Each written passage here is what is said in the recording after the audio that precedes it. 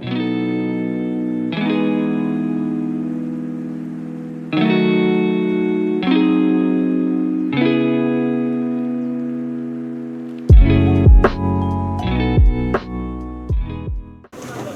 그럼 지금부터 제2회 퇴직연금 혁신 포럼을 시작하겠습니다. 주제는 앞에 써있는 대로 퇴직연금 발전을 위한 조세정책 방향입니다.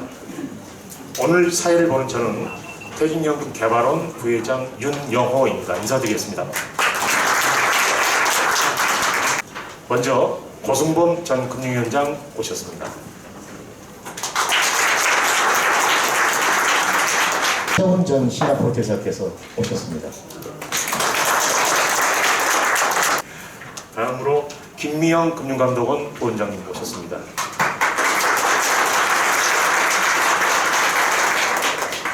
다음으로 권기섭 전 고용노동부 차관님이십니다.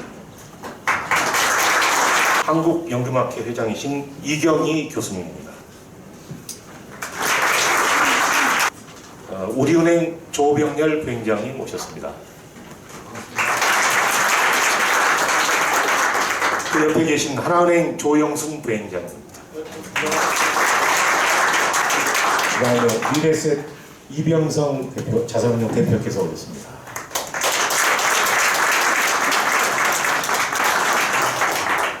KB국민은행 염용석 상무님이십니다. 삼성생명 김선진 상무님. 네. 또 금융투자협회 이환태 상무님 오셨습니다. 생명보험협회 전승환 상무님 오셨습니다. 이어서 우리 한국퇴직연금개발원 김정선 회장을 앞으로 모셔서 인사말을 듣도록 하겠습니다. 김 회장님은 고용노동부 요직을 부리우 계시는데 특히 2018년 근로기준 정책관을 맡아서 현재 디폴트 옵션 제도를 담은 근로자 퇴직 급여 보장법 개정안을 마련하는 데 주도적 역할을 하셨고, 이후 고용노동부 기회제동실장을 거쳐 여성가족부 차관을 지내셨습니다. 김정선 회장님을 모시겠습니다. 네, 안녕하십니까. 방금 소개받은 김경선입니다. 이렇게 바쁘신 가운데 참석해 주신 여러분께 다 감사드립니다. 퇴직연금 적립금이 335조 원, 가입 사업장이 43만 개, 가입 근로자는 695만 명이 있다고 합니다. 그러나 우리나라 퇴직연금은 과거 퇴직금 제도에서 출발한 관계로 연금으로서의 인식이 아직 상당히 부족한 현실입니다. 국민연금도 1988년에 도입됐는데 전반적으로 우리나라 사회복지 보장제도가 늦게 출발됐지만 특히 퇴직연금은 2005년도에 도입돼서 아직 제도적으로 발전할 여지가 많이 있습니다. 그렇지만 적립금의 빠른 증가를 고려할 때 연금으로서의 역할 제고와 인식 개선이 시급히 요구된다고 하겠습니다. 저희가 오늘 포럼 주제를 퇴직연금 발전을 위한 조세 정책 방향으로 잡은 것은 현재 퇴직연금의 가입 단계와 수령 단계에서 연금성 강화를 위해서 조세 정책적 요인이 가장 중요하다고 생각했기 때문입니다. 특히 퇴직연금은 부가 방식이 아닌 순수한 적립 방식이기 때문에 저출산 고령화 인구 구조 변화에도 연금으로서 역할을 충실히 해나갈 수 있는 장점이 있습니다. 앞으로 퇴직연금이 최대한 많은 국민이 가입하고 최대한 오래 유지되고 또 최대한 장기간으로 수령하는 제도로 발전할 수 있도록 저희 한국퇴직연금개발원 퇴직연금 포럼이 그 역할을 다해 나가겠습니다. 감사합니다. 제일 먼저 고승범 전 금융위원장님을 모시겠습니다.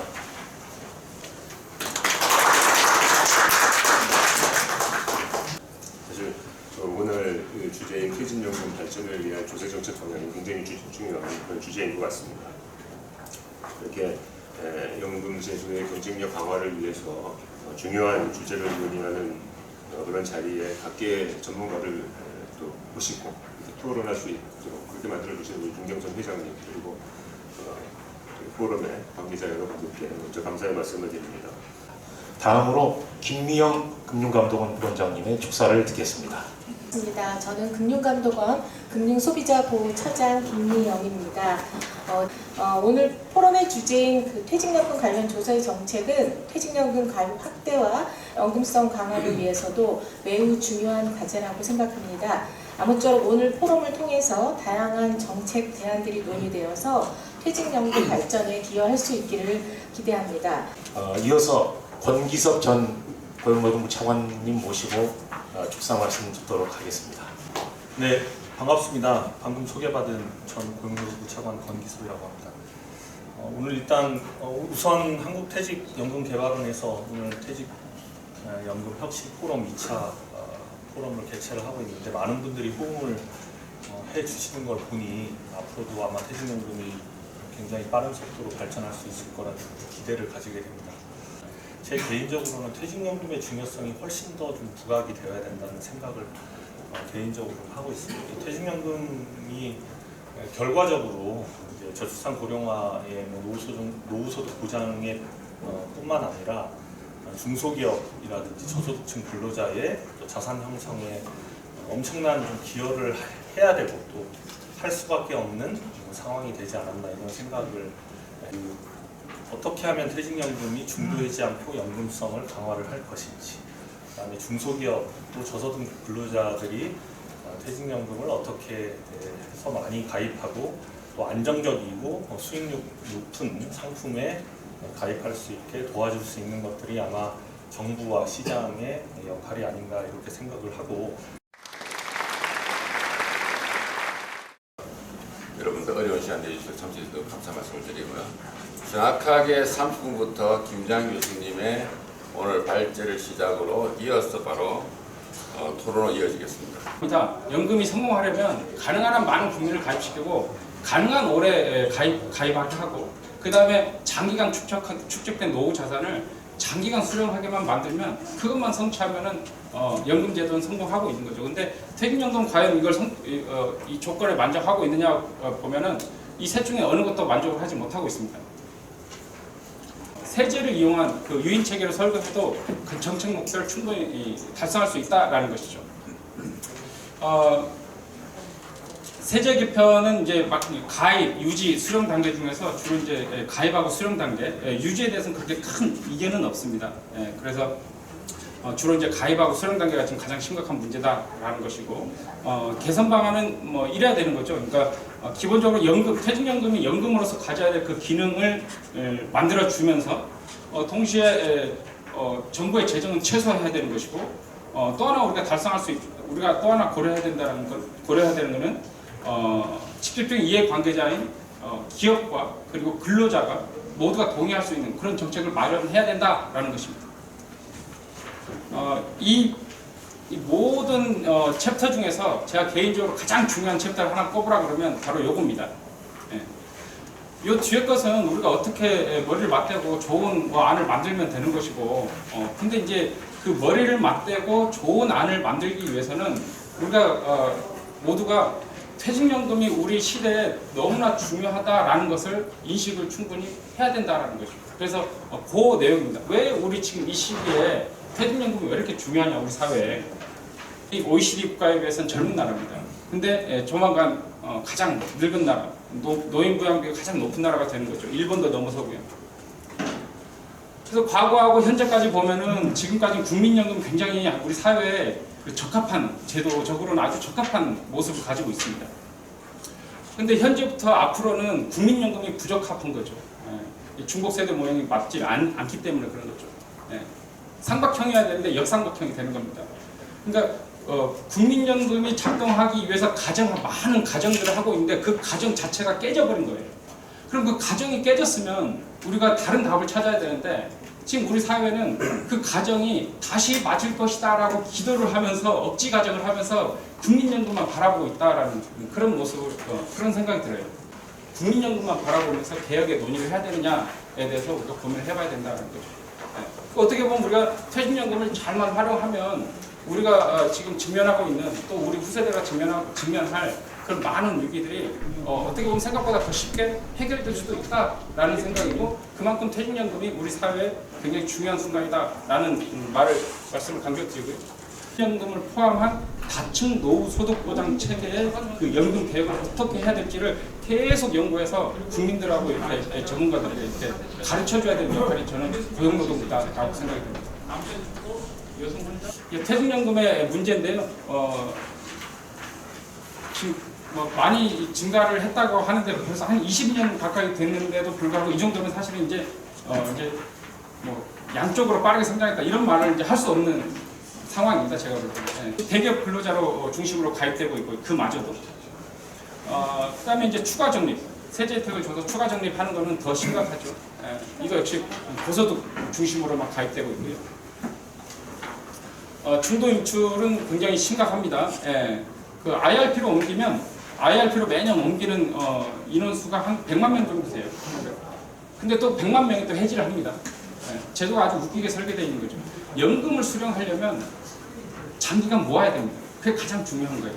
근데 장기간 모으질 않기 때문에 은퇴할 때 소액이고 소액의 경우는 연금으로 받을 유인이 전혀 없게 돼버리는 거죠. 그래서 중도에 빠져나가는 것들을 제도적으로 잡아줘야 됩니다. 그리고 한국은 상대 우리가 굉장히 오래 근무하는 것 같지만 다른 나라에 비해서 이직률이 굉장히 높습니다. 제가 알기로는 대기업 근로자도 한 8년 정도 되는 것 같은데 뭐 여튼간에 굉장히 이직률이 높기 때문에 근데 이직할 때마다 다 해지를 해버리면 이게 과연 연금 제도냐라는 거죠. 그 일시금제.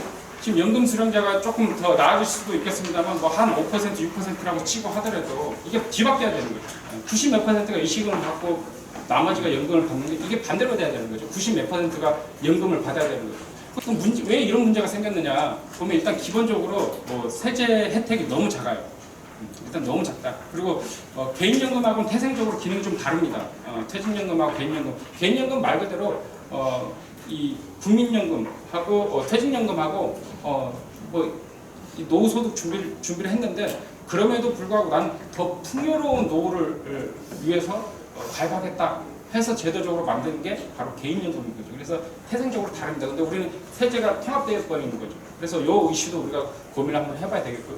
그러니까 기본적으로는 통합을 함에도 불구하고 세제 혜택이 굉장히 작다는 거예요. 다른 나라하고 비교하면 통합을 했을 때 17%, 우리 이제 900만 원으로 늘긴 했는데 다른 나라도 늘어났습니다. 그 사이에. 왜냐하면 우리는 이 굉장히 많은 논의를 통해서 늘려줄게, 가끔씩 늘려줄게 이런 식으로 접근하고 있는데 다른 나라들은 물가 인상률에 따라서 매년 늘어납니다. 그래서 어쩌면 지금보다 더 이게 높을 수도 있고요. 여튼간에 다른 나라에 비해서 굉장히 좀 낮다. 퇴직연금만 봤을 때는 10%도 안 될 정도로 퇴직연금에 굉장히 이 세제 혜택이 너무 작다라는 거예요. 세제 혜택을 통해서 여기 추가적으로 가입하면 우리가 세제 혜택을 줄게라는 이런 기본적인 접근을 취하고 있는데 이게 작동되기가 좀 잘 안 되는 거죠. 저소득 2천만 원, 소득 2천만 원 미만인 사람들은 세금을 거의 안 냅니다. 90%가 세금을 안 냅니다. 기본적으로 나라 전체에 면세자 비중이 너무 높아요. 세제로 뭔가 가입을 높이기에는 유인책이 되지 않는 거예요. 저소득층에게. 가입 포괄하는 그 범위가 너무 좁습니다. 다른 나라는 거의 다 전 국민으로 확대를 하고 있습니다. 아까 이제 중도 인출, 해지 이런 것들인데요. 이건 제도적으로 너무 많이 허용을 하고 있고요. 여전히 계속 고용부에서 노력을 잘 하시고 계시는데 여전히 제도적으로 허용하는 게 너무 큽니다. 집 사는데 전액을 빼갈 수 있고 뭐 이런 거죠. 부동산에. 그리고 세제적인 페널티도 없고 조금 뭔가 굉장히 좀 이상합니다. 국내에서 퇴직연금 관련해서 가장 전문가분들이 아마 자리하셨을 텐데 이 표를 보지 않고 퇴직연금 수령 단계 세제를 설명할 수 있는 분이 과연 있을까라는 생각이 들어요. 그 정도로 복잡하게 되어 있습니다. 우리나라의 퇴직연금 세제 20년 근로해서 1억 원의 퇴직급여를 받는다라고 해서 쭉 하면 제가 설명 안 드리겠습니다. 쭉쭉 넘어갑니다. 이게 다 지금 세제에 적용되는 겁니다. 하나하나 다 적용돼서 마지막으로 나오는 게 2.68%의 세금을 냅니다. 일시금에 어마어마한 많은 세제 혜택을 주고 있는 겁니다. 전 세계에서 유일합니다. 제가 알기로는. 연금인데 일시금을 받을 때 이렇게 많은 세제 혜택을 준다는 게 과연 논리적으로 이게 합당하냐. 문제는 일시금의 세제 혜택이 너무 많기 때문에 그 차이가 만들어지지 않는다라는 거죠. 많은 국민을 포괄하지 못한다. 특히 근로자 중에서도 저소득층, 진정으로 노후 재원이 필요한 저소득층, 중산층의 가입을 유인하기가 좀 어렵다. 그리고 가능한 오래 수령하는 그런 체계가 되어 있지 않다라는 거죠. 그리고 너무 복잡하다. 이해도가 높아야지 국민들이 그걸 이해하고 합리적으로 정부가 설계한 그 제도대로 행동을 할 텐데 그걸 할 수가 없는 체계로 만들어져 있다는 거죠. 개선 방안입니다. 이게 이제 수령 단계에 엄청나게 많은 세제 혜택을 줍니다. 이건 전 국민에게 다 줍니다.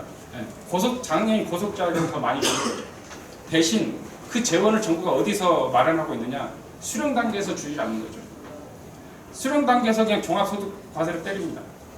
그러면 우리가 다른 나라들 보통 5억에서 한 9억 정도, 제가 조사한 9억 정도 이렇게 마련되게 시스템이 설계가 되어 있는데, 그 나라에서 퇴직급여를 일시금으로 수령하면 어떻게 되겠습니까? 종합소득세 부과하면 거의 절반은 세금으로 나가게 되는 거죠. 그럼 이 사람들이 어떻게 하겠습니까? 그걸 알기 때문에 투명하고 굉장히 간단하지 않습니까? 그러면 아주 얇게 길게 수령하게 되는 거죠. 그리고 여기에서 아낀 재원을 가지고 가입 단계에서 전 국민을 가입하게, 저소득층 가입하지 못하니까 거기서 매칭을 해주고, 이런 제도들이 만들어져 있는 거죠. 같은 경우는 그럼에도 불구하고 가져가고 싶으면 가져가, 대신 10%를 내고 가, 이런 식으로 세제를 설계한 나라들도 있고. 근데 아무것도 안 하고 있는 뭐 이런 한국 사회에서는 굉장히 위험한 이런 IRP를 옮긴 다음에 무조건 해제할 수 있는 아무 페널티 없이, 그건 굉장히 심각한 문제다. 그래서 보면 다른 나라들처럼 수령할 때 지금 수령할 때 너무 많은 세제 혜택을 주지 않습니까? 1억인데도 2.몇%의 세금을 부과한다는 건 말이 안 된다. 예. 그래서 다른 나라들처럼 수령할 때 세제 혜택을 없애고 가입 단계로 다 몰았을 때 우리가 한 명의 지금 그러니까 한 명 가입자가 몇 명의 신규 가입을 유인할 수 있는가, 그걸 계산해 보면요, 뭐 연간 한 60만 원을 매칭해 준다라고 했을 때 한 100명 내외 정도 할 수 있습니다. 300만 명이면 3천, 뭐 3억까지도 할 수 있겠네, 이론적으로. 그러니까 60만 원이 아니고 100만 원을 줘도 재정적으로는 정부 입장에서는 더 아끼는 비즈니스인 거죠. 나뭇가지 하나하나 건들지 말고요, 큰 방향을 설정하고 이참에, 그래서 전면적인 세제 개혁을 좀 했으면 좋겠다. 그리고 연금개혁 과정에서 이 퇴직연금, 그리고 퇴직연금의 세제도 같이 우리가 포함시켰으면 좋겠다라는 것이고요. 발표를 마치도록 하겠습니다. 감사합니다.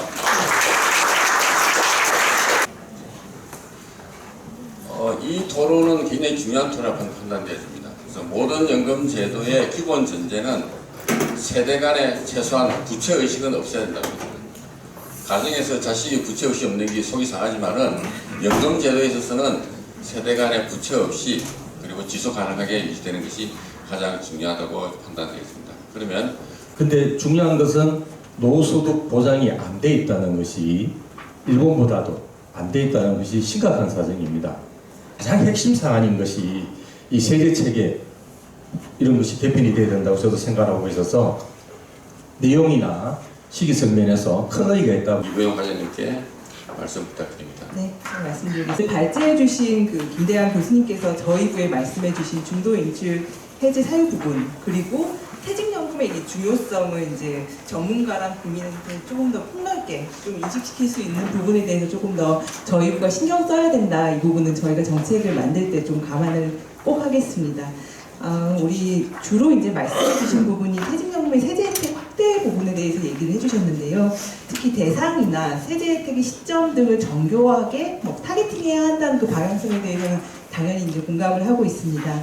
저도 그 공무원이지만 개인형 퇴직연금에 대해 관심이 굉장히 많습니다. 저는 세 가지 용도로 쓰고 있는데요. 첫 번째가 제 노후 자산을 어떻게든 축적해 보자는 용도인데, 아쉬운 게 공무원 처음 됐을 때부터 할 걸 좀 늦어서 한 게 좀 아쉬운 점이 있습니다. 투자 수익률의 핵심은 저는 시간이라고 생각하기 때문에 장기 투자하면 할수록 돈을 버는 구조라서 그 부분을 놓친 게 좀 아쉽다고 생각하고요. 이재분 소득세제과장 이영주라고 합니다. 반갑습니다. 조세 정책이 개혁되어야 한다라는 그런 어떻게 보면 저희 세제실에 대한 과제에 포커싱되어 있는 이 발표 자리에 좀 외로웠습니다. 모든 대책에 세제가 다 들어갑니다.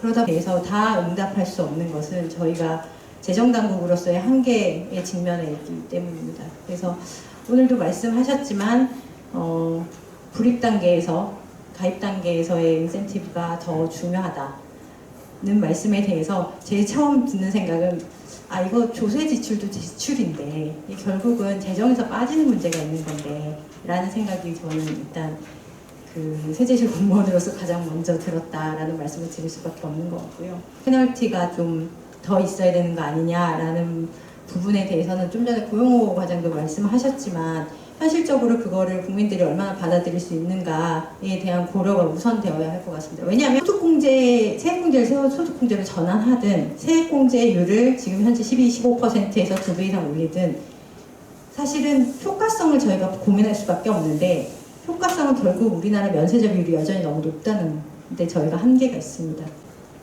그래서 결국은 이 퇴직연금에 대한 세제 지원, 세제 인센티브를 얼마나 가져갈까의 문제는 세제 당국이 결정할 수 있는 최종적으로 결정을 하겠지만 결국은 이 퇴직연금에 대한 국민적 인식이 어디까지 도달해 있느냐가 먼저 선행되어야 하지 않을까 이런 생각이 듭니다.